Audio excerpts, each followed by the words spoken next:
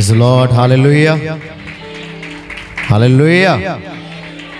तो आप सबको बहुत बहुत बरकत दे। आप सब लोग अपनी जगह पर बैठ सकते हैं। Praise the Lord Jesus, thank you Lord, hallelujah. Praise the Lord Jesus, hallelujah. ठीक है, तैयार है खुदावंद का जीवित सच्चा वचन सुनने के लिए?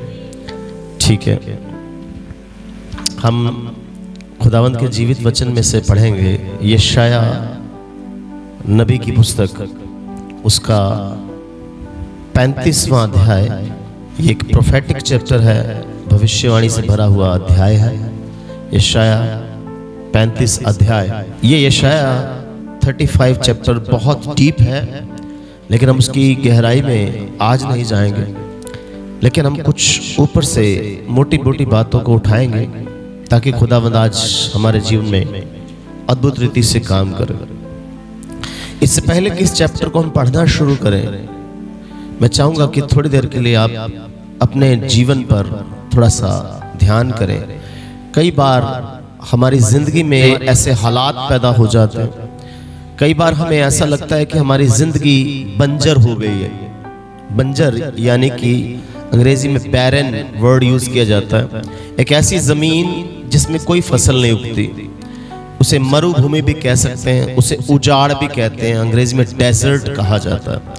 कई बार हमारी जिंदगी ऐसी हो जाती है जहां पर हमें लगता है कुछ भी उगने वाला, कुछ भी पनपने वाला नहीं, कुछ भी पैदा होने वाला नहीं, कुछ भी फलने फूलने वाला नहीं, इसमें कोई ब्लेसिंग आने वाली नहीं। और कई बार हमें लगता है कि चारों तरफ अंधकार है, कोई रोशनी की किरण नहीं नजर आ रही है। बिल्कुल टूटे, हताश, निराश, परेशान अपने आप को महसूस करते हैं। लेकिन बाइबल एक ऐसा खुदावंद का जीवित वचन है, एक ऐसा सच्चा वचन है, हमारी हर सिचुएशन में वो हमें सामर्थ्य देता है, वो हमें प्रेरणा, वो हमें ताकत देता है, हमें जोश से भर देता है। बोलो हालेलुया। तो अगर कभी आपके जीवन में ऐसा महसूस हुआ या होता है तो आपको यशाया 35 चैप्टर जरूर पढ़ना चाहिए। जब भी आप अपने आप को टूटा हुआ महसूस करते हैं, आपको लगता है कि कोई आशा की, उम्मीद की कोई किरण नजर नहीं आ रही, मैं अकेला पड़ गया हूं, मैं टूट गया हूं, शायद अब कुछ नहीं होगा, शायद सब कुछ एंड हो चुका है, लेकिन नहीं, खुदावंद अपने वचन के द्वारा हमसे बात करता है कि तुम्हारी जिंदगी का भी एंड नहीं हुआ, अभी तो शुरुआत हुई है। बोलो हालेलुया, बोलो हालेलुया। तो यशाया 35 में आज कुछ गहरी बातें हैं जिनको आज आपको सुनना, समझना, सीखना बड़ा जरूरी है। और जब आप इस चैप्टर को पढ़ेंगे तो आपको लगेगा कि खुदावंद आज आपसे बात कर रहे हैं, खुदावंद अपने वचन के द्वारा आपसे रूबरू होकर बात कर रहे हैं। तो यशाया 35 चैप्टर, उसकी पहली आयत से हम पढ़ेंगे और थोड़ा जल्दी जल्दी पढ़ेंगे, क्योंकि मैं इस चैप्टर से थोड़ा और आगे आपको लेकर जाना चाहता हूँ। ठीक है, यशाया नबी की पुस्तक, उसका 35 चैप्टर, उसकी फर्स्ट वर्स से हम पढ़ेंगे। जंगल और निर्जल देश प्रफुल्लित होंगे। जंगल और निर्जल देश फिर से प्रफुल्लित होंगे। जंगल और निर्जल देश फिर से प्रफुल्लित होंगे। जंगल जो शब्द यहाँ पर लिखा गया है, अंग्रेजी में लिखा है डेजर्ट। अंग्रेजी में क्या लिखा है? डेजर्ट। यहाँ पर जंगल का मतलब ये हमारे जंगल नहीं, पेड़ पौधों वाले जंगल नहीं, यहाँ पर वो जंगल की बात की गई है जैसे इजराइल में जब आप जाएंगे तो वहां पर जिन्हें जंगल डेजर्ट कहा जाता है, मरुभूमि कहा जाता है, चट्टान ही चट्टान, पत्थर ही पत्थर है, कोई भी फूल नहीं, कोई भी पौधा नहीं, कोई पेड़ आपको नजर नहीं, चट्टान ही चट्टान नजर आ रहा है, उसको यहाँ पर डेजर्ट कहा गया। यानी पत्थरों से भरा इलाका जहां पर पानी भी नहीं है। पानी नहीं है तो इसका मतलब वहां पर पौधे नहीं पनप सकते, पेड़ नहीं पनप सकते, घास भी उग नहीं सकती। तो यहां पर लिखा है कि जंगल और निर्जल देश। निर्जल देश एक ऐसी जगह, एक ऐसा देश जहां पर जल ही नहीं है, जहां पर पानी ही नहीं है, लेकिन देखो फिर से प्रफुल्लित होंगे। हमारी जिंदगी में भी कुछ ऐसे हालात होते हैं, कई बार हमें लगता है कि ये डेजर्ट से भरी जिंदगी है, निराशा से भरी जिंदगी है, उदासी से भरी जिंदगी है, तो इसमें क्या हो सकता है। लेकिन खुदावंद आज मुझे आपको ये आश्वासन, ये विश्वास दिला रहा है कि अगर आपके जीवन में जिंदगी जंगल जैसी है तो क्या होने वाला, वो फिर से प्रफुल्लित। और आपने विश्वास के साथ बोलना कि आज मेरे जीवन में भी अगर जिंदगी जंगल जैसी है, निर्जल है, तो आज खुदा मुझसे प्रफुल्लित करने जा रहा है। बोलो हालेलुया। अगली बात को पढ़ेंगे, थोड़ा जल्दी पढ़ेंगे। मरुभूमि मगन होकर केसर के समान। मरुभूमि यानी फिर मरुस्थल की बात की जा रही है, डेजर्ट की बात की जा रही है, पथरीली भूमि की बात की जा रही है। वो फिर से क्या होगी? केसर के समान। केसर के समान फूले फलेगी। केसर एक ऐसा पौधा होता है, बड़ा महंगा होता है केसर। केसर का रंग आपको पता ही, हमारे देश के तिरंगे झंडे का एक रंग केसर भी है, ठीक है। और जब कश्मीर में जाते हैं और पहाड़ी इलाकों में जाते हैं तो उन इलाकों में वो केसर उगाया जाता है। जो प्योर केसर है वो बहुत महंगा होता है, ठीक है। और केसर की जो खेती है बहुत ज्यादा महंगी होती है और बहुत ही खूबसूरत लगती है। तो यहाँ पर क्या लिखा है? जो मरुभूमि है, उजाड़ है, वहां पर केसर की खेती होगी। केसर की खेती हमेशा ऐसी जगह होती है जहाँ पे हरियाली ही हरियाली, हरियाली हरियाली हो, जहाँ पर पानी पूरी भरपूरी मात्रा में हो। लेकिन हो यहाँ तो लिखा मरुभूमि। मरुभूमि में कभी केसर उगता नहीं है, आप याद रखें इस बात। जो मरुस्थल है, डेजर्ट का एरिया है, वहां पर कभी भी केसर नहीं उगेगा, पॉसिबल नहीं है। लेकिन खुदावंद कह रहा है, ये वचन किसका है? जीवित खुदा का वचन है। वहां पर केसर उगने की ताकत रखता है। बोलो हालेलुया। वहां पर खुदा कर सकता है, इसलिए खुदा हमें आज ये विश्वास दिला रहा है। और अगली बात पढ़ेंगे, वह अत्यंत प्रफुल्लित होंगी। और सिर्फ प्रफुल्लित ही नहीं होगी, अत्यंत बहुतायत के साथ, बहुत बड़ी मात्रा में खुदावंद कहता वहां पर वो फलेगी, फूलेगी, ब्लेस होगी। आगे, और आनंद के साथ जय जयकार और करेगी। आनंद के साथ जय जयकार करेगी, खुदावंद की महिमा करेगी। क्योंकि जब हमारे जीवन में कोई अद्भुत टेस्टमनी बनती है, अद्भुत गवाही बनती है, तो होता क्या है? हम जय जयकार करते हैं, हम खुदावंद को महिमा देते हैं।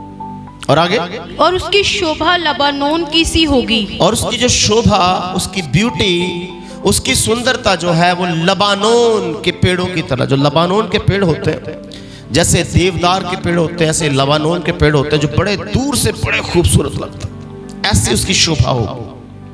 लेकिन पहले डेजर्ट है, पहले एक मरुभूमि है, पहले उजाड़ पड़ा हुआ। लेकिन अब खुदा कह रहा है उसकी जो शोभा, उसकी सुंदरता वो एक देवदार के पेड़ों की तरह, लबानोन के पेड़ों की तरह हो जाएगी। आगे, और करमेल और शारोन के तुल्य तेजोमय हो जाएगी। और करमेल और शारोन, ये जो करमेल और शारोन ऐसी जगह थी जहां पर फूल और फल और पेड़ पौधे अद्भुत रीति से सुंदरता से भरे होते थे। जैसे कई बार आप श्रीनगर जाएंगे, कश्मीर जाएंगे, जैसे कई बार आपने स्विट्जरलैंड की कोई वीडियो देखी होगी, वहां पर की सड़कें, वहां के मैदान, पहाड़, ऐसा लगता है खुदावंद ने धरती पर अपना स्वर्ग बनाया है, इतनी खूबसूरत। और बाइबल के जमाने में, ओल्ड टेस्टामेंट में जो करमेल की जगह थी और शारोन की जो पहाड़ी थी, वहां पर तरह तरह के फूल लगते थे, तरह तरह के। इसलिए यीशु को शारोन का गुलाब भी कहा गया कि शारोन की पहाड़ में जो सबसे खूबसूरत फूल है वो मेरा यीशु है। बोलो हालेलुया, बोलो हालेलुया। तो उसकी ब्यूटी करमेल और शारोन के जैसी होने वाली है। आगे, वह यहोवा की शोभा, वो यहोवा यानी परमेश्वर की सुंदरता, उसकी शोभा, और हमारे परमेश्वर का तेज देखेंगे। वो हमारे परमेश्वर का तेज, उसकी ग्लोरी, उसकी महिमा, उसका जलाल देखेंगे। बोलो हालेलुया, बोलो हालेलुया। कहने का मतलब, कई बार जब बर्फ पड़ती है, बहुत से लोगों ने शायद बर्फ पड़ते हुए नहीं देखी होगी, नेचुरल नहीं देखी होगी, टीवी में देखी होगी। जब बर्फ पड़ती है, जब पेड़ों के ऊपर बर्फ टिकती है, तो जो दृश्य है ना, वो इतना खूबसूरत होता है कि आपको लगता है कि ये क्या है, खुदा की कुदरत है, खुदा ने क्या रचा। ऐसे रुई की तरह बर्फ गिरती है पेड़ों पर, पौधों पर, घर की छतों पर, हर जगह, और सब जगह व्हाइट हो जाता। ऐसा लगता है खुदा ने अपनी महिमा से उस जगह को भर दिया। बोलो हालेलुया।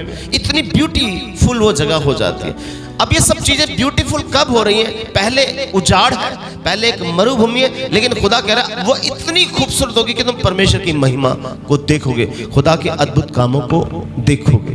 बोलो हालेलुया, बोलो हालेलुया। लेकिन पहले ये चीजें नजर नहीं आ रही। पहले एक व्यक्ति को उजाड़ नजर आ रहा है। क्या समझ में आया? जब हम ये चर्च बनाने वाले थे, तो इस चर्च को बनाने से पहले यहाँ पर ये जगह उजाड़ पड़ी थी, कहते पेड़ पौधे लगे हुए थे, उजाड़ पड़ा था। और किसी ने अपने विजन में, किसी ने अपने दृश्य में देखा कि यहाँ खुदा का भवन बन सकता है, यहाँ खुदा की आराधना हो सकती है। विजन अपने दृश्य में, अपने ख्यालों में चीज को रचा। और जब हम कोई चीज देखते हैं, विजन करते हैं, खुदा उसे हकीकत में बदल देता है। बोलो हालेलुया। तो विजन करना बड़ा जरूरी है। तो ऐसे ही खुदावंद चाहता है कि हम उजाड़ में, अपनी नेगेटिव सिचुएशन में भी पॉजिटिव चीजों को विजन करना शुरू करें। खुदा अद्भुत काम करने की ताकत रखता है। अब यहां पर उजाड़ में कैसे देखेंगे? जब तक हमारी आंखें नहीं खुली होंगी। अब आंखें तब खुलती हैं जब खुदा का रूह हमारे ऊपर नाजिल होता है, वो अपने पवित्र आत्मा को हम पर प्रकट करता है, तब हमें वो चीजें दिखती हैं जो हमें अब आज तक दिखाई नहीं दी, और वो चीज सुनाई देगी जो आज तक हमें सुनाई नहीं दी। और लिखा कि ढीले हाथों को दृढ़ करो। हाँ, अब ये सब कब होगा इसको समझना। कब हरियाली में चीज बदल जाएगी, फ्रूटफुल कब चीज हो जाएगी। तो इसके लिए खुदावंद क्या चाहता है? हम भी चाहते हैं कि हमारी जिंदगी में उजाड़ से क्या हो, हरियाली हो जाए। अरे ऐसे चाहते हैं, हर व्यक्ति ये चाहता है कि मेरी लाइफ में मरुभूमि से जाकर क्या हो जाए, हरियाली हो जाए, फल फ्रूट हो, हम फ्रूटफुल हो जाए, हर जगह ब्लेस हो। लेकिन इसके लिए खुदावंद चाहता है ढीले हाथों को दृढ़ करो। क्या बोलता है? ढीले हाथों को दृढ़ करो, मजबूत करो, दृढ़ करो। अब इसका मतलब खुदा चाहता है कि हमारे जीवन में प्रेयर बड़ी जरूरी, प्रार्थना बड़ी। अगर आप किसी चीज को कन्वर्ट होते हुए देखना चाहते हो, अगर चट्टान को हरियाली में कन्वर्ट होते देखना चाहते, मरुभूमि को हरियाली से भरा हुआ जंगल और फूल से, फलों से भरा हुआ देखना चाहते हो, तो अपने हाथों को मजबूत करो, दृढ़ करो। किसमें दृढ़ करना है?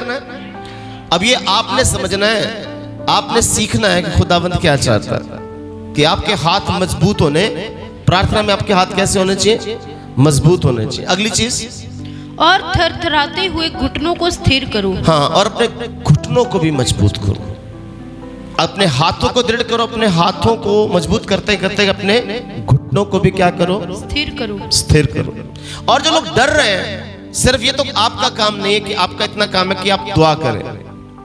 खुदा क्या चाहता है? आप क्या करें? प्रार्थना करें। और प्रार्थना करने के बाद जो लोग निराश हैं, उदास हैं, टूटे हुए हैं, उन्हें पॉजिटिव करना, उन्हें दिलेरी देनी है। जो लोग घबराए हुए हैं, क्या लिखा है? घबराने वालों से कहो, हिया बांधो, हिम्मत रखो, मत डरो। देखो तुम्हारा परमेश्वर बदला लेने और प्रतिफल देने को आ रहा है। देखो तुम्हारा परमेश्वर बदला देने के लिए और प्रतिफल देने के लिए आ रहा है। अब यहाँ पर जो चीजें हम पढ़ रहे हैं, इसका मतलब खुदा कुछ प्लान कर रहा है, वो आ रहा है। आप निराश मत हो, उदास मत हो, टेंशन मत लो। इसका मतलब खुदा मुझे प्रेरित कर रहा है कि सिचुएशन जितनी मर्जी टफ हो, आपको घबराने की जरूरत नहीं है, आपको टेंशन लेने की जरूरत है। खुदा छुटकारा देने के लिए, आजादी देने के लिए वो आ रहा है। आगे, हाँ परमेश्वर आकर तुम्हारा उद्धार करेगा। हाँ, परमेश्वर आकर तुम्हारा उद्धार करेगा, खुदा तुम्हारा छुटकारा करेगा। आगे, तब अंधों की आंखें खोली जाएंगी। हाँ, अभी हम नहीं देख पा रहे वो चीजें, तब खुदावंद हमारी आंखों को खोलेगा, तब अंधों की आंखें खोली जाएंगी और बहरों के कान भी खोले जाएंगे। तब लंगड़ा हिरनी की सी चौकड़ियां भरेगा, और जो लंगड़ा है वो हिरन की सी चौकड़ी भरेगा। और गूंगे अपनी जीभ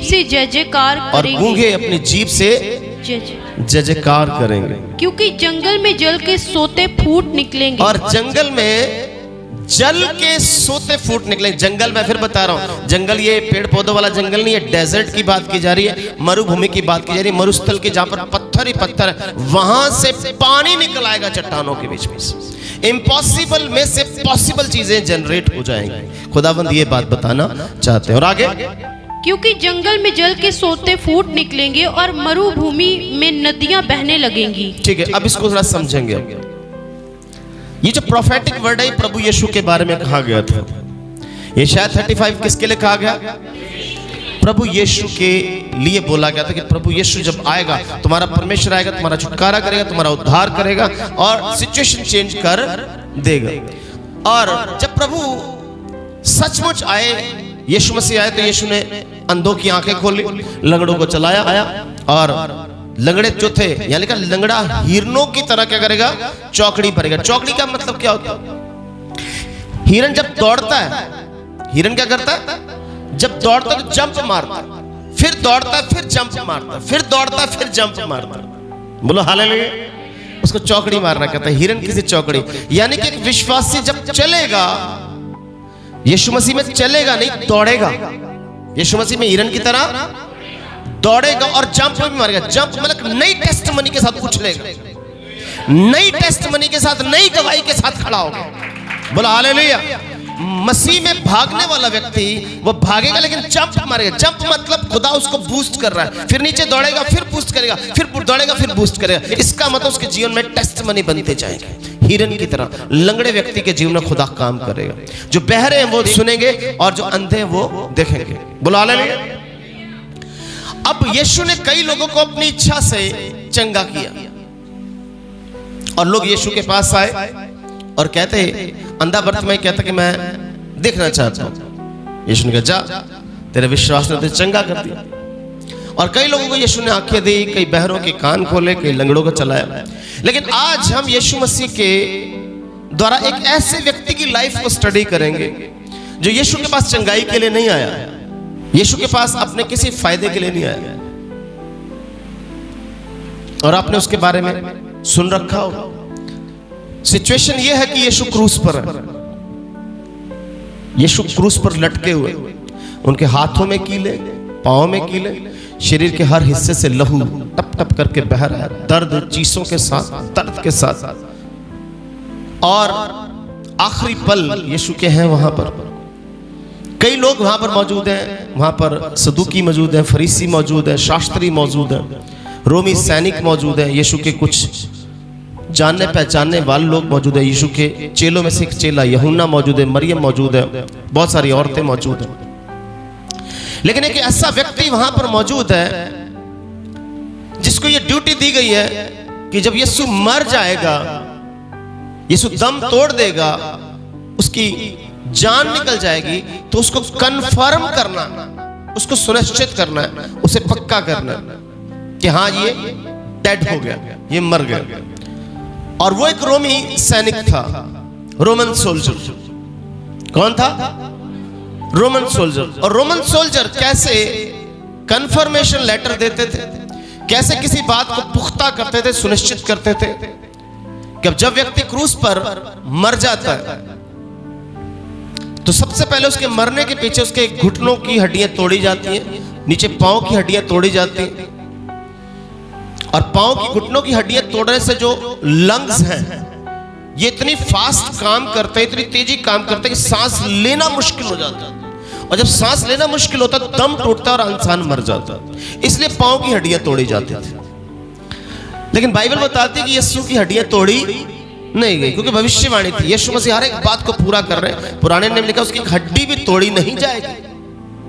बोलो हालेलुया, बोलो हालेलुया। तो यीशु की हड्डी नहीं तोड़ी।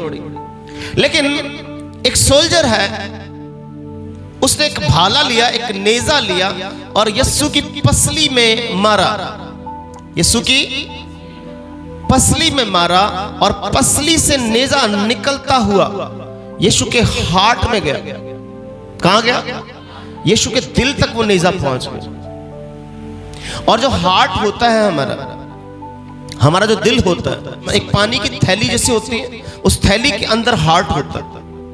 पानी की एक थैली होती है, ब्लैडर टाइप होता है, ट्रांसपेरेंट ब्लैडर होता है, उसके आर पार देखा जा सकता है। वो ट्रांसपेरेंट ब्लैडर के अंदर हार्ट होता है। अगर हार्ट उस ट्रांसपेरेंट ब्लैडर के ना हो तो हड्डियों से लग लग के हार्ट फट सकता है हमारा कभी भी।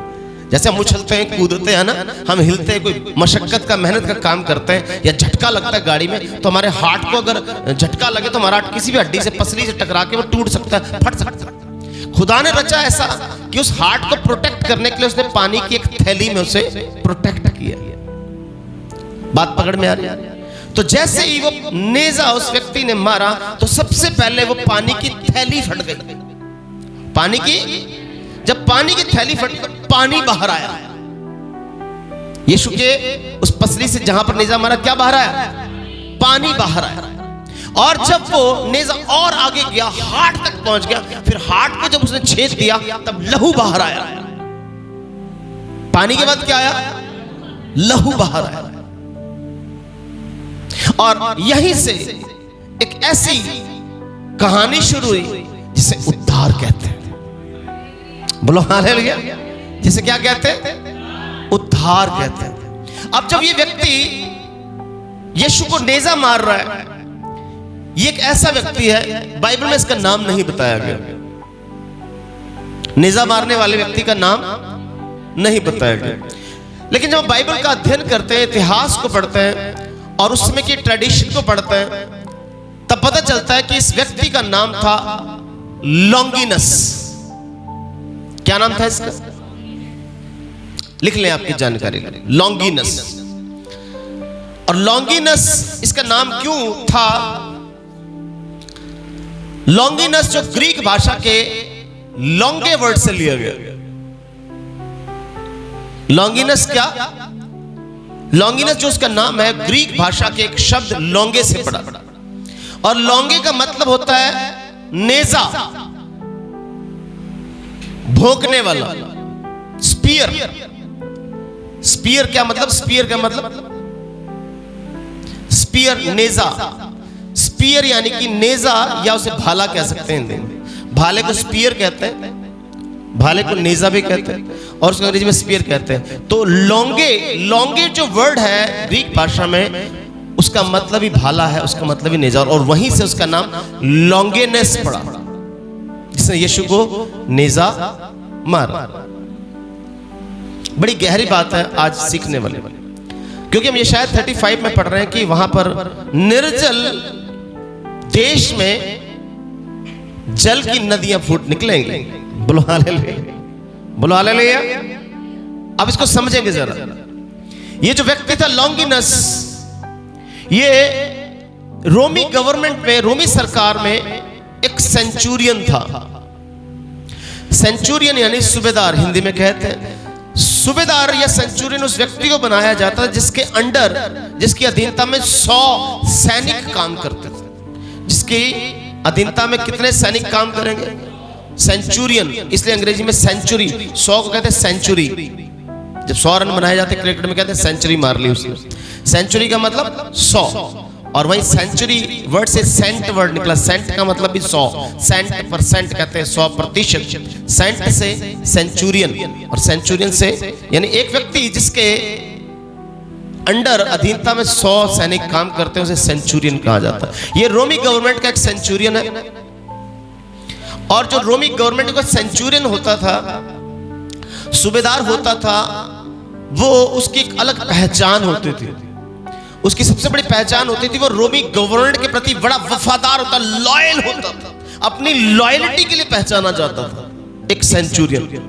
दूसरा, अपने अनुशासन, अपने डिसिप्लिन के लिए जाना जाता था। डिसिप्लिन होता था रोमी जो एक सेंचुरियन होता था। तीसरा, वो अपनी ब्रेवरी के लिए, अपनी बहादुरी के लिए जाना जाता था। चौथा, वो अपनी निर्दयता के लिए, अपने कठोर पत्थर दिल की तरह के लिए जाना जाता था, क्योंकि ऐसे सोल्जर्स जो थे बड़े निर्दयी होते थे। अब एक आदमी को पसली में नेजा मारना है और हार्ट तक उसका हार्ट छील देना, फाड़ डालना उसका हृदय, ये कोई इमोशनल आदमी नहीं कर सकता। ये वही व्यक्ति कर सकता जिसका हृदय पत्थर का, जो अपनी पत्थर दिल के कारण जाना। आपको समझ में आ रही है कि नहीं आ रही है?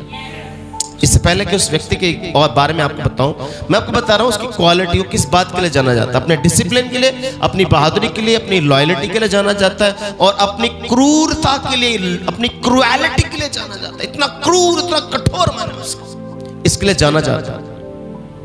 और ये वो सेंचुरियन है जो यीशु के गतसमनी बाग में अरेस्ट होने से लेकर यीशु के क्रूस पर मरने तक हर इंसिडेंट में प्रेजेंट है, हर घटना में मौजूद है। ये सेंचुरियन जब यीशु को गतसमनी बाग में अरेस्ट किया गया, उसे पकड़ा गया, तब भी ये जो रोमन सोल्जर है, ये रोमन सेंचुरियन वहां पर मौजूद है, क्योंकि इसकी रिस्पॉन्सिबिलिटी है। सैनिकों को कमांड करता है, सैनिकों को ऑर्डर देता है, सैनिक इसके कहने पर जाता है। जब यीशु को गतसमनी बाग में पकड़ा गया, ही वॉज देयर, वो वहां पर मौजूद था। और यीशु को जब कोड़े पड़े, तब भी ये वहां पर मौजूद था। यीशु को जब कोड़े मारते हुए क्रूस उठाकर गोलगोता पहाड़ तक ले जाया गया, तब भी ये वहां पर था। और यीशु के क्रूस पर लटकाए जाने के समय तक भी ये रोमन सेंचुरियन वहां मौजूद था।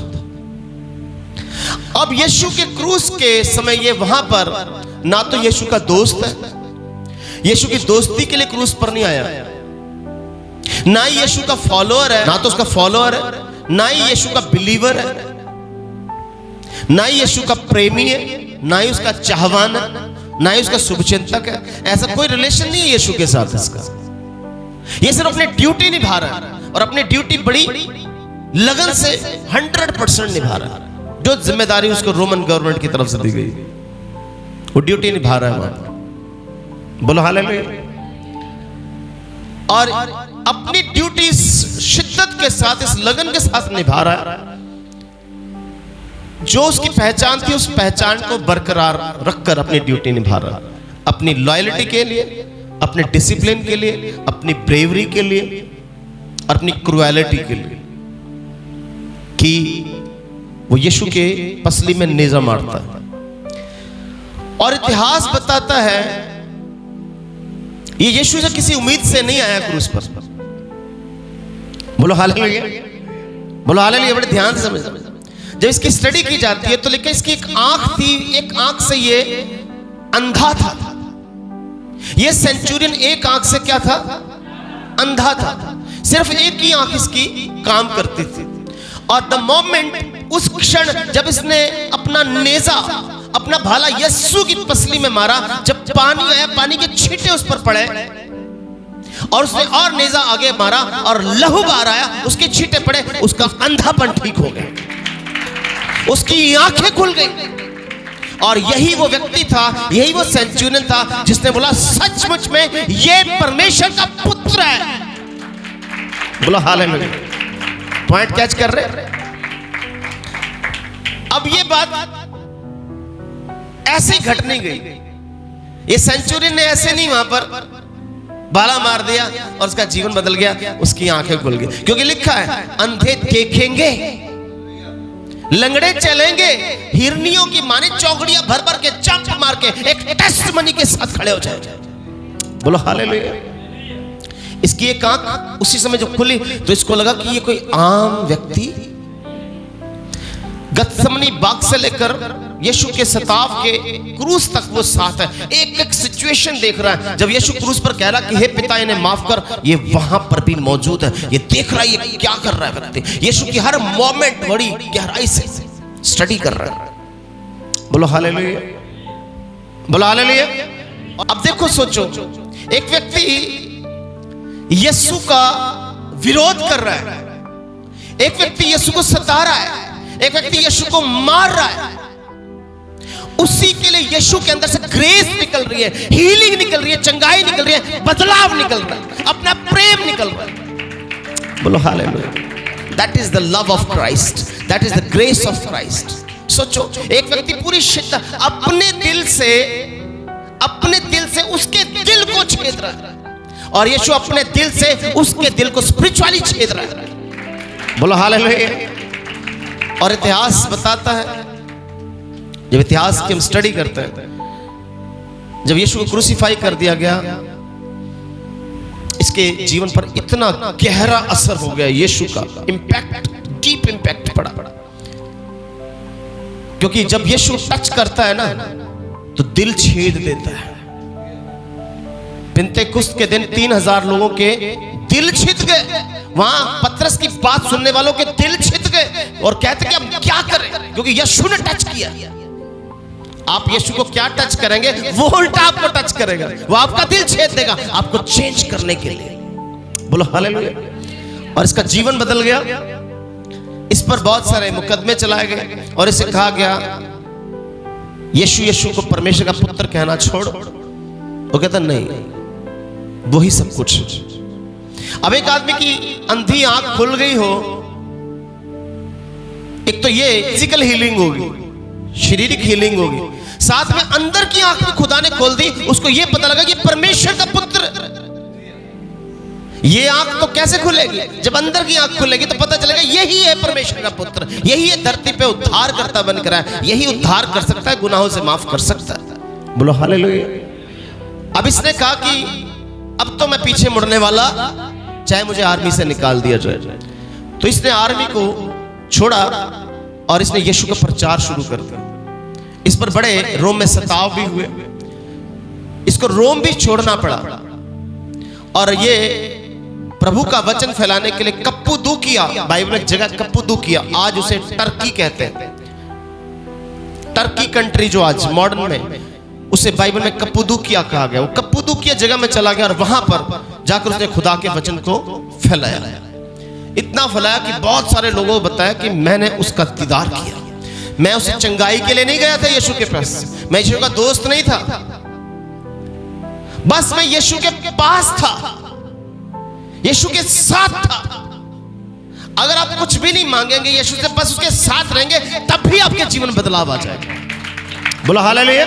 तब भी यीशु आपके जीवन में हिट करेगा, आपको वहां पर बदलाव लाएगा जहां पर आप सोच भी नहीं सकते। और कहता कि कप्पदूकिया में ही इस लॉन्गिनस को गर्दन से काटकर शहीद कर दिया गया यीशु की गवाही देने के कारण।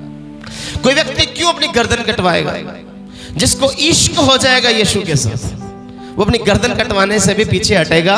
उसको समझ में आ गई कहानी है।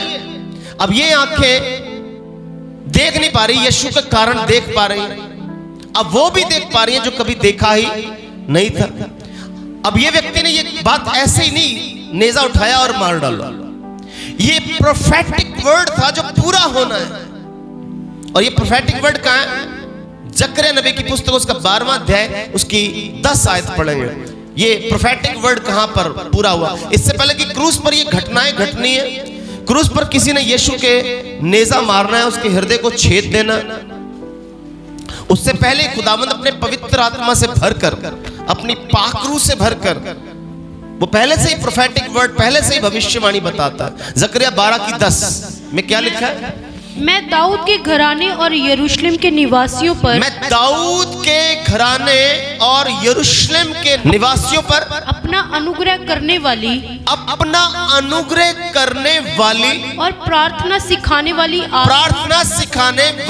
आत्मा उंढेलूंगा। बोलो हालेलुया। हालेलुया। और मैंने अभी अब बताया, ये जो सेंचुरियन था, ये रोमी सोल्जर जो था, ये अपनी क्रूएलिटी के कारण जाना जाता था, अपने अनुशासन, अपने डिसिप्लिन के लिए, अपनी लॉयल्टी के लिए, अपनी ब्रेवरी के लिए जाना जाता था। ये प्रार्थना के लिए नहीं जाना जाता था।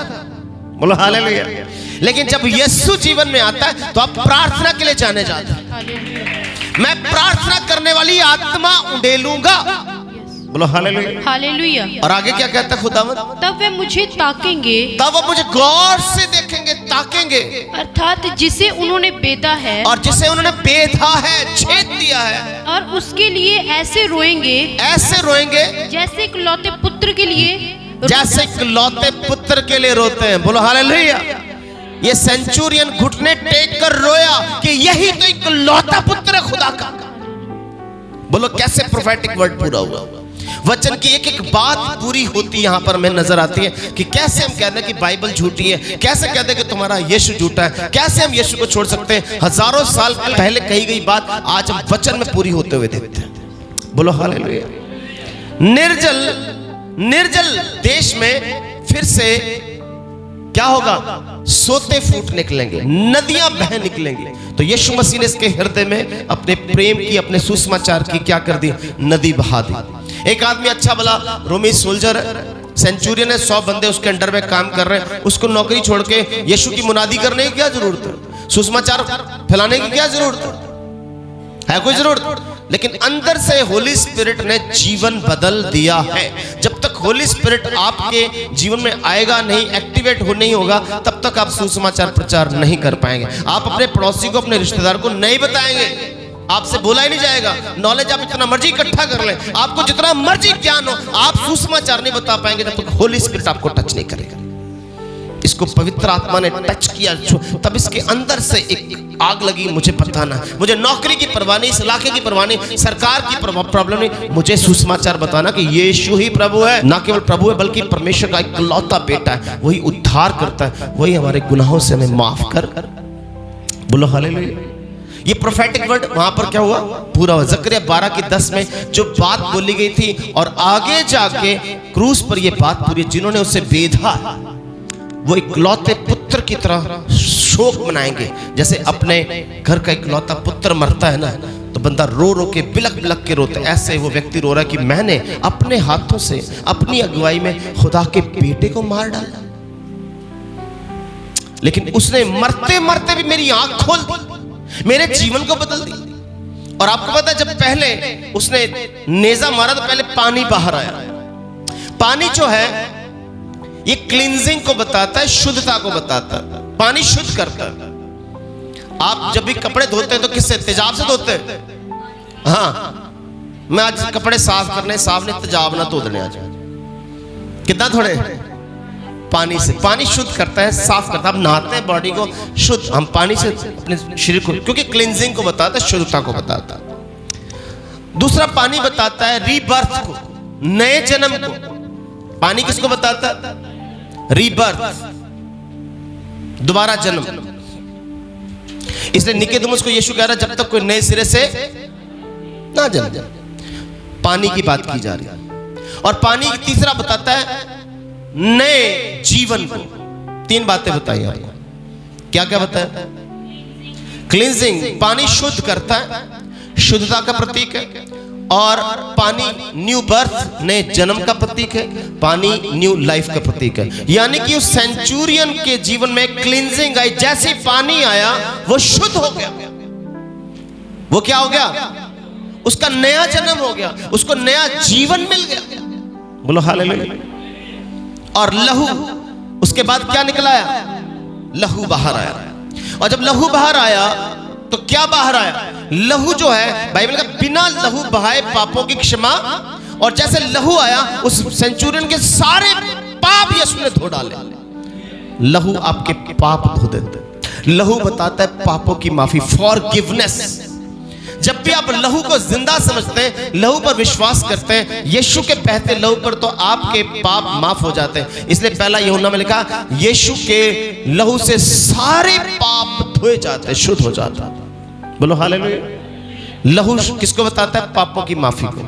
और पानी बताता है क्लींजिंग को, न्यू बर्थ को और न्यू लाइफ। बोलो हालेलुया। उस व्यक्ति को नई लाइफ मिल गई, उसको न्यू बर्थ मिल गया, उसको यीशु के लहू के द्वारा पापों की क्षमा मिल गई। बोलो हालेलुया। और जब पानी बाहर आता है, फिर लहू बाहर आता है, फिर जीवन बाहर आता है, फिर जिंदगी बाहर आती है, फिर तब्दीली बाहर आती है। बोलो हालेलुया। बोलो हालेलुया। बोलो हालेलुया। इसलिए बाइबल में लिखा है पहला यूहन्ना 1:7 में कि पानी, लहू और आत्मा एक ही बात पर गवाही देते हैं। पहला यूहन्ना 5:7 में क्या लिखा है? पानी, लहू और आत्मा एक ही बात पर क्या देते हैं? एक ही बात की गवाही देते हैं। तीनों एक ही बात को बता रहे हैं कि आत्मा जब आता है, अब उस व्यक्ति के जीवन में क्या है? पहले पानी, सेंचुरियन की लाइफ में क्या आया? पहले, फिर आया लहू, फिर आई पवित्र आत्मा, और उसका जीवन बदल गया, उसकी सोच बदल गई। जब पवित्र आत्मा आया तो सुसमाचार प्रचार करना शुरू कर दिया।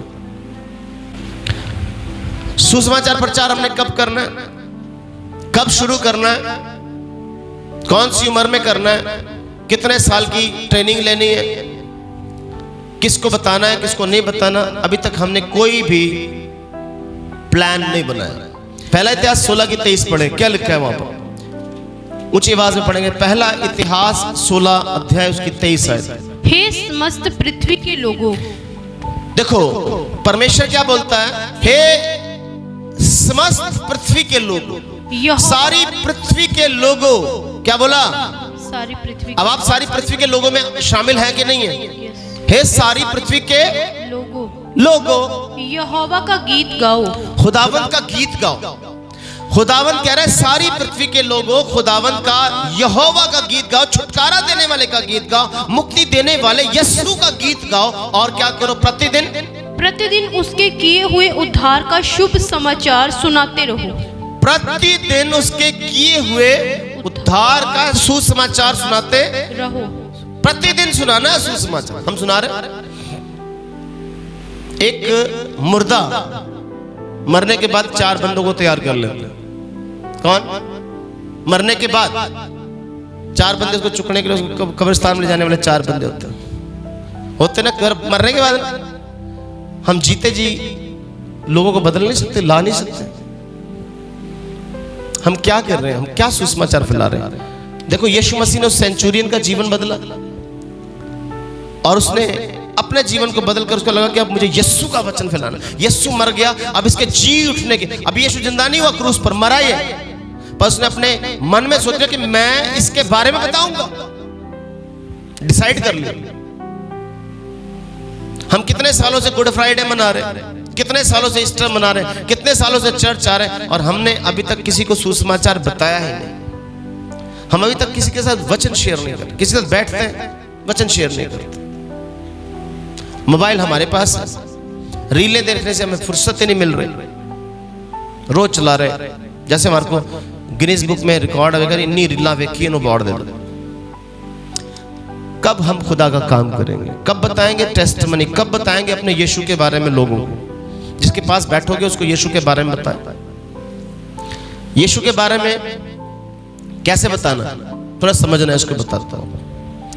यीशु के बारे में उसको मत बताएं जो अपनी जिंदगी में बड़ा मस्त है, खुश है। यीशु मसीह ने कहा मैं धर्मियों के लिए नहीं आया, मैं पापियों के लिए आया हूं, मैं गुनहगारों के लिए आया। सुसमाचार किस पर असर करता है? जब एक व्यक्ति दुखी होता है, टूटा होता है, निराश होता है, उदास होता है, परेशान होता है, उसके जीवन में सुसमाचार हथौड़े की तरह काम करता है। लोहा गर्म है, चोट मारोगे काम होगा, अपनी शेप बदलेगा। क्या समझ में आया? हर वो व्यक्ति जिससे आप मिलते हैं, बातचीत करते हैं, उसकी लाइफ में आपको पता होगा कि कहां दुख, कहां तकलीफ है। क्या समझा? तो अगर उसकी लाइफ में दुख चल रहा है तो उसकी लाइफ में यीशु की जरूरत है, और उसे समझाएं, उसे ये भी बताएं कि सिर्फ यीशु मसीह को अपने दुखों से बाहर निकलने के लिए ही प्रभु नहीं मानना कि हाँ जी मेरा ढिड पीड़ है तो यीशु मसीह को आओ, ढिड पीड़ ठीक हो जानी तो चलो जी, उसके बाद तुम अपनी जिंदगी जियो। नहीं, यीशु को अपनाने का मतलब है अब जिंदगी बदलनी चाहिए। ये सेंचुरियन की स्टोरी बतानी है उसको। 12 साल की औरत की चंगाई मिली, क्या किया उसने? ये जब क्रूस पे यीशु क्रूस लेकर जा रहा है ना, जब यीशु क्रूस लेकर जा रहा है तो उसको क्रूस पर ले जाते समय रास्ते में उसका पसीना पहुंचने वाली 12 साल की औरत थी। क्रूस तक चली उसके साथ, उसके बहते लहू का ध्यान है, उसके पसीने का ध्यान है, उसके दर्द का उसको ध्यान है, उसके साथ शामिल है। चंगाई लेके भागी नहीं है 12 साल की औरत कि भाग गई। पॉइंट कैच कर रहे हैं?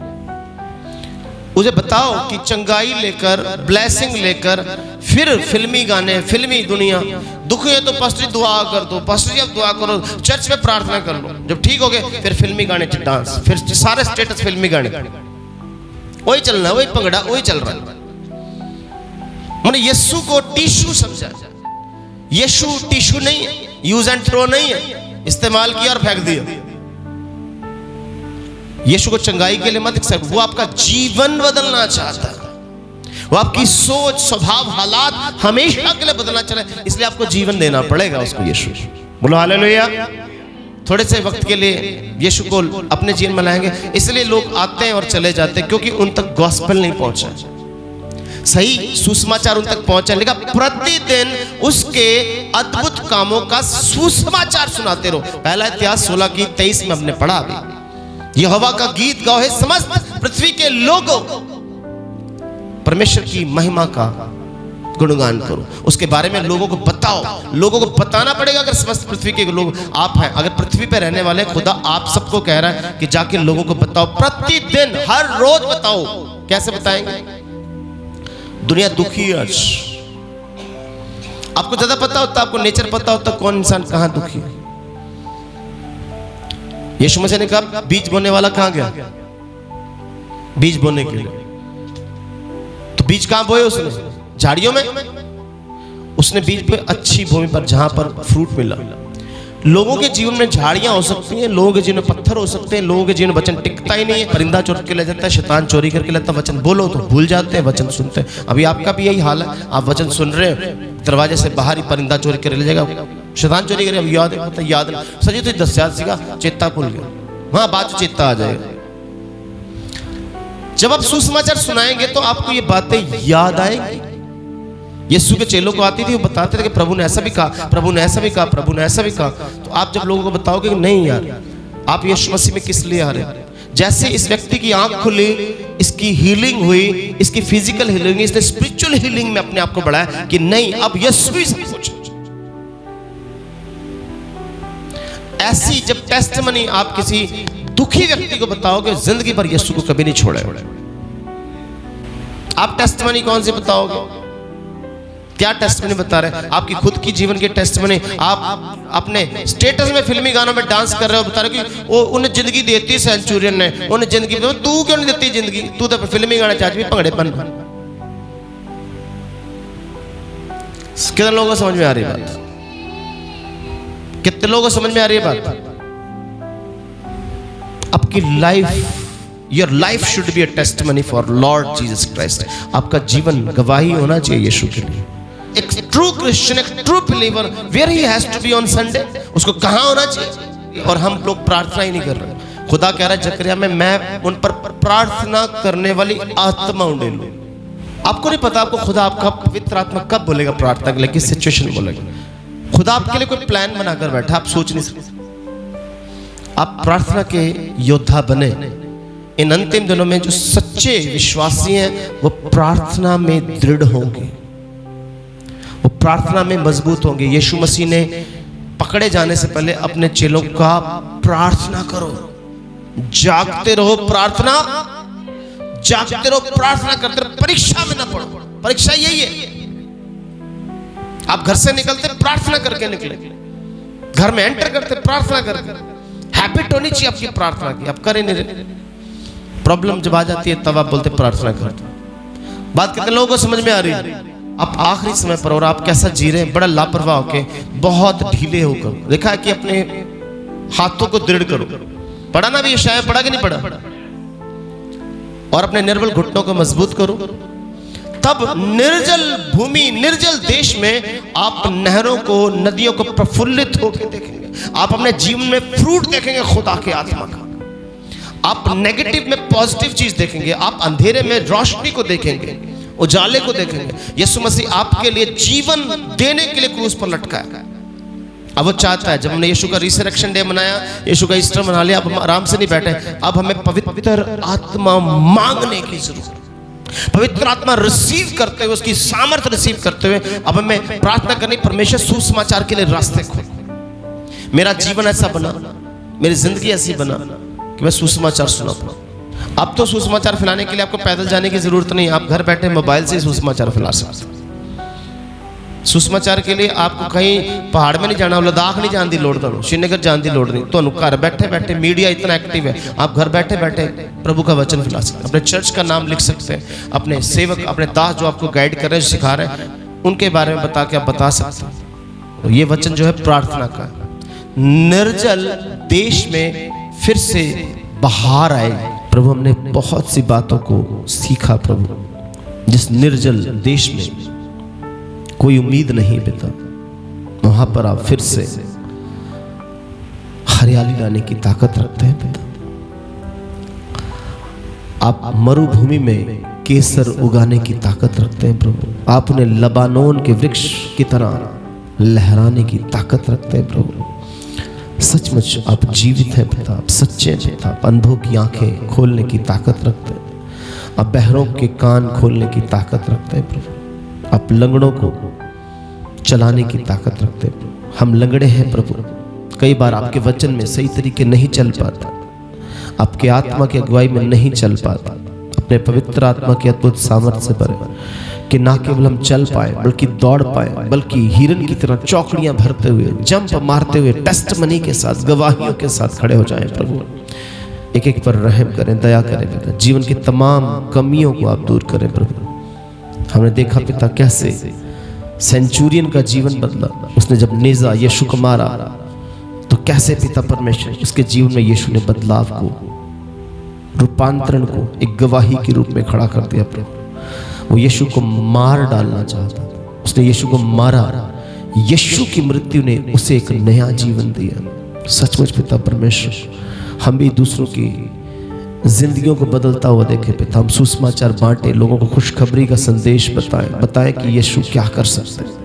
यीशु जिंदगियां बदलने की ताकत रखते हैं, सोच बदलने की ताकत रखते हैं, प्रोफेशन बदलने की ताकत रखते हैं प्रभु। जैसे सेंचुरियन की जिंदगी के साथ उसका प्रोफेशन भी बदला, उसका काम भी बदला प्रभु, और उसने पिता परमेश्वर मौत को भी गले लगाया, पर यीशु को नहीं छोड़ा। उसका गर्दन काट दी गई, शहीद हो गया, लेकिन उसने यीशु को नहीं छोड़ा, विश्वास को नहीं छोड़ा, कलाम को नहीं छोड़ा प्रभु। ऐसा ही आत्मा आप हमें दे पिता। इस चर्च के हर एक जन पर आपका पवित्र आत्मा भरपूरी के साथ उतरे प्रभु, ठहरे प्रभु।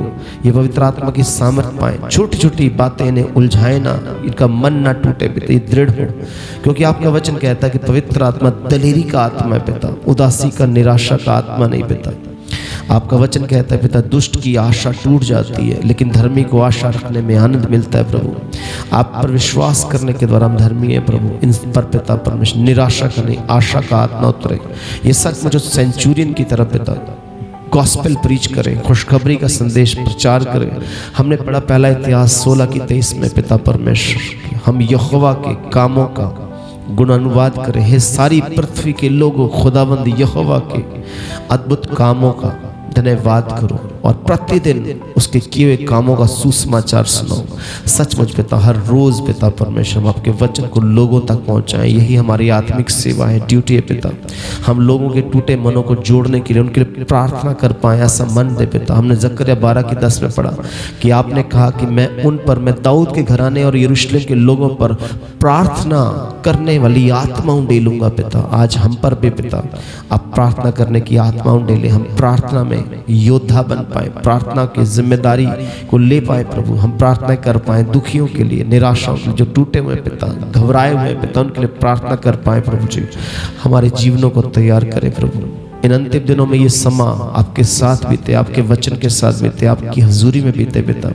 अपने देश के लिए प्रार्थना करते हैं प्रभु, हम दुनिया के लिए प्रार्थना करते हैं पिता, जहाँ पर प्रभु आपका नाम नहीं गया, आपका वचन नहीं गया, आपका उद्धार नहीं पहुँचे, आपके पापों की क्षमा की खुशखबरी नहीं पहुँची, वहाँ तक आपका वचन पहुँचे प्रभु। आप लोगों के दिलों में काम करें पिता परमेश्वर। लोग सचमुच पिता परमेश्वर आपसे दूर हैं, गॉस्पेल से दूर है पिता, माफ़ी से दूर है प्रभु जी। आप लोगों के जीवन में पवित्र आत्मा को डिले प्रभु हम प्रार्थना करते हैं प्रभु जी। एक एक पर रहम करे, दया करे प्रभु। हम अपने चर्च के लिए, अपने चर्च के लोगों के लिए प्रार्थना करते हैं, कि कलीसिया मेंबर के लिए प्रार्थना करते हैं, इनके बच्चों के लिए, इनकी फैमिली के लिए, कारोबार के लिए, अच्छी सेहत के लिए प्रार्थना करते हैं पिता। और पिता इनके जीवन में आप खुद उतरे, आपका वचन उतरे, आपका पवित्र आत्मा उतरे और इन्हें इस्तेमाल करे प्रभु।